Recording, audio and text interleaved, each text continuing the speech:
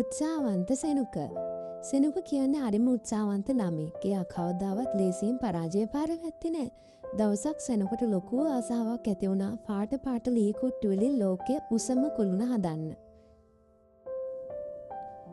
ඔහු එකින් එක ලී කුට්ටු තියන්න පටන් ගත්තා. 1 2 3 කුළුණ ටික ටික උස ගියා. සෙනුක හරිම සතුටින් වැඩේ කරගෙන ගියා. ඒත් හදිස්සියම ටොක් කුළුණ එක පැත්තකට අල වුණා. දරාස් මුළු කුළුණම බිමට කඩාගෙන වැටුණා. ලී කුට්ටේ හැම තැනම විසිරීලා ගියා. සෙනුකගේ යාළුවා නිලෝ ඒ දෙස බලාගෙන හිටියා. අයියෝ කඩාගෙන වැටුණා නේද? ඕක හදන්න අමාරුයි. අපි වෙන සෙල්ලමක් කරමු. නිලෝ කිව්වා. ඒත් සෙනුක තේරෙන්නේ නෑ මම ආයෙත් හදනවා. ඔහු කිව්වා. සෙනුක ආයෙමත් මුල ඉඳන් ලී කුට්ටිය එකතු කරලා කුළුණ හදන්න පටන් ගත්තා. මේ පාර ඔහු තවත් පරිස්සම් වුණා. ඔහු ලොකු ලී කුට්ටි පතොරටත් පොඩි ඒවා උඩටත් තියන්න හිතාගත්තා.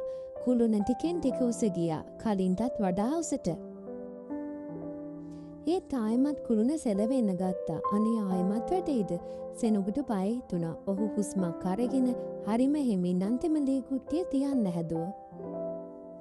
දඩාස් දෙවෙනි පාරට කුළුණ කඩාගෙන වැටුණා. සෙනුකට ඇත්තටම දුක හිතුණා. ඔහුගේ ඇස් වලට කඳුළුත් ආවා. ඒත් එයා පරාද වෙන්න කැමති වුණේ නෑ. මම කොහොම හරි මේක හදනවා. සෙනුක තමන්ටම කියාගත්තා.